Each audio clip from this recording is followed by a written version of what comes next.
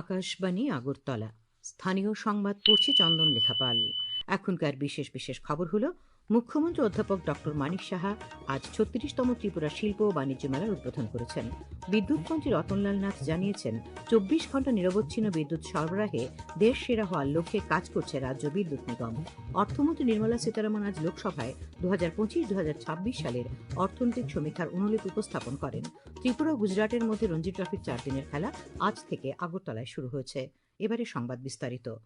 মুখ্যমন্ত্রী অধ্যাপক ডক্টর মানিক সাহা আজ হাঁপানি আন্তর্জাতিক মেলা প্রাঙ্গণে ১৫ দিন ব্যাপী ৩৬তম ত্রিপুরা শিল্প ও বাণিজ্য মেলার উদ্বোধন করেছেন। তিনি বলেন, শিল্প বাণিজ্যের অগ্রগতির ক্ষেত্রে উত্তর পূর্বাঞ্চলের মধ্যে ত্রিপুরা একটি গুরুত্বপূর্ণ রাজ্য হিসেবে আত্মপ্রকাশ করছে। পরিকাঠামো উন্নয়ন এবং যথাযথ প্রশাসনিক সহায়তার মাধ্যমে শিল্প ও বাণিজ্যকে নতুন দিশায় নিয়ে যাওয়ার ক্ষেত্রে অগ্রণী ভূমিকা নিয়েছে সরকার। তিনি এক ভারত শ্রেষ্ঠ ভারত এবং এক ত্রিপুরা শ্রেষ্ঠ ত্রিপুরা গড়ে তুলতে সবার সহযোগিতা কামনা করেন। এবছর মেলার ভাবনা ত্রিপুরা উত্তর পূর্বের উদীয়মান শিল্প কেন্দ্র। রাজ্য বহির্রাজ্য থেকে শিল্পোদ্যোগী ব্যবসায়ী প্রতিষ্ঠান এই মেলায় অংশ নিয়েছে। এবার মেলা প্রাঙ্গণে ৫৮০টি স্টল রয়েছে। আজকের উদ্বোধনী অনুষ্ঠানে উপস্থিত ছিলেন শিল্প বাণিজ্য মন্ত্রী শান্তনা চাকমা, শিল্প বাণিজ্য প্রতিমন্ত্রী বৃষকেতু দেববর্মা, বিধানসভার ভারপ্রাপ্ত অধ্যক্ষ রামপ্রসাদ পাল, টিআইডিসির চেয়ারম্যান নবাদুল বণিক, শিল্প বাণিজ্য সচিব কিরণ গিত্তে প্রমুখ। বিদ্যুৎ মন্ত্রী রতনলাল নাথ জানিয়েছেন, ২৪ ঘণ্টা নিরবচ্ছিন্ন বিদ্যুৎ সরবরাহে দেশ সেরা হওয়ার লক্ষ্যে কাজ করছে রাজ্য বিদ্যুৎ নিগম। আজ আগরতলায় বিদ্যুৎ নিগমের ব্যুরো অফ এনার্জি এফিসিয়েন্সি এবং ত্রিপুরা রাজ্য বিদ্যুৎ নিগমের যৌথ উদ্যোগে ৩০ জন আশা ফ্যাসিলিটেটরের মধ্যে বাইসাইকেল বিতরণ অনুষ্ঠানে তিনি কথা বলেন। বিদ্যুৎ মন্ত্রী বলেন, বর্তমানে বিদ্যুৎ সরবরাহে ত্রিপুরা দেশে ৪র্থ স্থানে রয়েছে। বর্তমানে প্রায় ৩৮,০০০ কানি জমিতে সৌর পাম্প বসানো হয়েছে, যার ফলে আগামী ২৫ বছর জল নিয়ে চিন্তা করতে হবে না। এখন মানুষ সৌরশক্তি থেকে আয় করছেন এবং বিদ্যুৎ বিলও শূন্য পাচ্ছেন। মুখ্যমন্ত্রী অধ্যাপক ডক্টর মানিক সাহা আজ চানমারিতে ভারতী এয়ারটেল সংস্থার উদ্যোগে এয়ারটেল ডাটা সেন্টার নির্মাণের ভূমিপূজা ও ভিত্তিপ্রস্তর স্থাপন করেন। অনুষ্ঠানে মুখ্যমন্ত্রী বলেন, বিভিন্ন ক্ষেত্রে উন্নয়নের পাশাপাশি রাজ্য সরকার ত্রিপুরার তথ্য প্রযুক্তি ক্ষেত্রকে দ্রুত উন্নত করার প্রয়াস নিয়েছে। আগামী কয়েক বছরের মধ্যে ত্রিপুরাকে উত্তর পূর্বাঞ্চলের তথ্য প্রযুক্তি হাবে পরিণত করার লক্ষ্যকে সামনে রেখে উত্তর পূর্বাঞ্চলের সর্ববৃহৎ ডাটা সেন্টার স্থাপনের প্রয়াস নেওয়া হয়েছে। তিনি বলেন, ডাটা সেন্টারটি গড়ে তোলার জন্য রাজ্য সরকার এয়ারটেল সংস্থাকে ১ একর জায়গা দিয়েছে। ডাটা সেন্টারটি গড়ে উঠলে রাজ্যের আইটি সেক্টর আরো শক্তিশালী হবে এবং শিল্প স্থাপনে বিনিয়োগ বাড়বে। ত্রিপুরার খুবই ভালো ভালো ছেলে মেয়েরা আছেন, তারাও খুঁজছে যে এখানে আইটিতে আমরা কাজ করতে চাই, তো তাদেরও কিন্তু সুযোগ হবে। পরবর্তী সময়ে যারা এই আইটিতে কাজ করবে বা এই ধরনের বিষয়ে যুক্ত হবে, তাদের কিন্তু অর্থনৈতিক দিক দিয়ে অনেক বেশি উন্নত হবে। আজকে শুধু ত্রিপুরাতে না, এখন সারা ভারতবর্ষের মধ্যেই যেভাবে এখন ডাটা সেন্টার নিয়ে কাজকর্ম চলছে, এটা ওয়ার্ল্ডের জন্য অত্যন্ত প্রয়োজন। কারণ যে বিশ্বব্যাপী যে ডাটা সেন্টার, সেই ডাটা সেন্টারের যে ক্ষমতা যেভাবে সম্প্রসারণ করছেন এক এক কান্ট্রি, তাতে করে কিন্তু একটা কম্পিটিশন চলছে এখন। অনুষ্ঠানে অর্থমন্ত্রী প্রণজিৎ সিংহ রায় বলেন, এই ডাটা সেন্টারটি তৈরি হলে আইটি সেক্টরে প্রায় ২০০ জন বেকারের কর্মসংস্থানের সুযোগ তৈরি হবে। বক্তব্য রাখেন তথ্য প্রযুক্তি সচিব কিরণ গিত্তে। স্বাগত ভাষণ দেন ভারতী এয়ারটেলের সিইও বালাজি আর। কেন্দ্রীয় সরকারের ফ্ল্যাগশিপ প্রকল্প বিভিজি রামজি নেশামুক্ত ভারত, শিশু নারী ক্ষমতায়ন এবং বন্দে মাতরম সঙ্গীতের ১৫০ উদযাপন উপলক্ষে জনগণের মধ্যে সচেতনতা বৃদ্ধিতে ভারত সরকারের প্রেস ইনফরমেশন ব্যুরো আগরতলা শাখার উদ্যোগে আজ আগরতলা প্রেস ক্লাবে বার্তালাপ শীর্ষক আলোচনা চক্রের আয়োজন করা হয়। আলোচনা চক্রে আসাম রাইফেলসের ডিআইজি ব্রিগেডিয়ার নিশান্ত চান্ডেল বলেন, দেশকে নানাভাবে দুর্বল করতে দেশবিরোধী শক্তি ও বিভিন্ন দেশ যুবশক্তিকে লক্ষ্য হিসেবে বেছে নেয় এবং তাদের মাধ্যমে নেশাদ্রব্য পাচার ও তাদের নেশাসক্ত করার কৌশল নিয়ে থাকে। তিনি বলেন, এর বিরুদ্ধে জনসচেতনতা তৈরির পাশাপাশি সন্তানের প্রতি পরিবারের সতর্ক নজরদারি এবং তাদের জন্য উপযুক্ত সময় দেওয়ার নিতান্তই প্রয়োজন রয়েছে।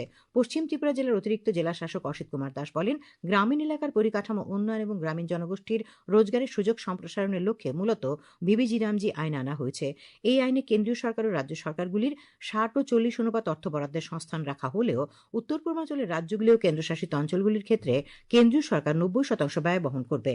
রাজ্য সমাজ কল্যাণ ও সমাজ শিক্ষা দপ্তরের উপকমিশনার অচিন্ত কিলিকদার শিশু কিশোরদের নেশা থেকে দূরে রাখতে পিতামাতা ও পরিবার পরিজনদের আরও দায়িত্ব ও সচেতনতার সঙ্গে এগিয়ে যাওয়ার আহ্বান জানান। ঋষি বঙ্কিমচন্দ্র চট্টোপাধ্যায় রচিত বন্দে মাতরমের ১৫০ উদযাপনের উপর আলোচনা করেন তথ্য সংস্কৃতি দপ্তরের সহ-অধিকর্তা দেবাশিস লোধ। ত্রিপুরা শিশু সুরক্ষা ও শিশু অধিকার কমিশনের সদস্যা চামেলি সাহা শিশু ও নারী অধিকার এবং বাল্যবিবাহের বিরুদ্ধে সচেতনতা তৈরির উপর গুরুত্ব আরোপ করেন। পৌরোহিত্য করেন আগরতলা প্রেস ক্লাবের সভাপতি প্রণব সরকার। প্রকাশ্য সমাবেশের মাধ্যমে আজ থেকে আগরতলায় উপজাতি গণমুক্তি পরিষদের দুদিনব্যাপী 23তম কেন্দ্রীয় সম্মেলন শুরু হয়েছে। আগরতলা রবীন্দ্র শতবার্ষিকী ভবনের সামনে আয়োজিত প্রকাশ্য সমাবেশে আদিবাসী অধিকার রাষ্ট্রীয় মঞ্চের জাতীয় চেয়ারম্যান বিরোধী দলনেতা জিতেন্দ্র চৌধুরী, সিপিআইএম নেত্রী বৃন্দা কারাত, গণমুক্তি পরিষদের কেন্দ্রীয় কমিটির সভাপতি নরেশ জমাতিয়া, সম্পাদক রাধাচরণ দেববর্মা প্রমুখ বক্তব্য রাখেন। বিরোধী দলনেতা শ্রী চৌধুরী অভিযোগ করেন, রাজ্যের শাসক দল রাজ্যের অতীত ঐতিহ্য পরম্পরা মানছে না। গত 8.25 বছরে রাজ্য সরকার এডিসি এলাকায় রাস্তাঘাট, স্কুল সহ কোনো পরিকাঠামোগত উন্নয়ন করেনি। এডিসিতে আর্থিক অনিয়ম চলছে বলে অভিযোগ করেন তিনি। সমাবেশের পর আগরতলা টাউন হলে শুরু হয়েছে সম্মেলনের প্রতিনিধি অধিবেশন। খবর প্রচারিত হচ্ছে আকাশবাণীর আগরতলা কেন্দ্র থেকে। আকাশবাণীর সংবাদের আপডেট পেতে লগ ইন করুন www.newsonair.com এবং নিউজ অন এয়ার অ্যাপ এবং টুইটার ও ফেসবুক প্ল্যাটফর্মে এআইআর নিউজ অ্যালার্টসে। ইউটিউবে লক্ষ্য রাখুন নিউজ অন এয়ার অফিসিয়ালে। আকাশবাণী আগরতলার সংবাদের আপডেট পেতে দেখুন টুইটার বা এক্স হ্যান্ডেলে আকাশবাণী নিউজ আগরতলা, ফেসবুকে এআইআর নিউজ আগরতলা এবং ইউটিউবে আকাশবাণী নিউজ আগরতলা। অর্থমন্ত্রী নির্মলা সীতারামন আজ লোকসভায় 2025-2026 সালের অর্থনৈতিক সমীক্ষার অনুলিপি উপস্থাপন করেন। প্রধান অর্থনৈতিক উপদেষ্টার নির্দেশনায় অর্থমন্ত্রক অর্থনৈতিক বিষয়ক বিভাগ এই নথিটি প্রস্তুত করেছে। অর্থনৈতিক সমীক্ষাটি দেশের বর্তমান অর্থনৈতিক অবস্থা এবং ভবিষ্যতের দৃষ্টিভঙ্গির একটি বিস্তৃত পর্যালোচনা। পরে সংসদ আগামী মাসের 1 তারিখ পুনরায় অধিবেশন বসা পর্যন্ত মুলতবি করা হয়। ওই দিনই কেন্দ্রীয় বাজেট 2026-2027 উপস্থাপন করা হবে। বাজেট অধিবেশনের প্রথম পর্যায়ে আগামী মাসের 13 তারিখ পর্যন্ত চলবে। দ্বিতীয় পর্যায়ে 9 মার্চ থেকে 2 এপ্রিল পর্যন্ত অনুষ্ঠিত হবে।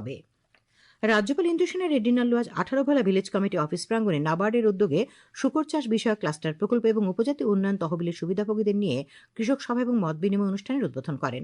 তিনি বলেন, নাবার্ড রাজ্যের কৃষকদের উন্নয়নের জন্য সক্রিয়ভাবে কাজ করছে। রাজ্যপাল শুকর চাষ প্রকল্পের সুবিধাভোগী, হাঁস পালক, পোল্ট্রি চাষী এবং প্রগতিশীল কৃষকদের উৎপাদন আরও বাড়িয়ে আর্থিকভাবে স্বাবলম্বী হতে উৎসাহিত করেন।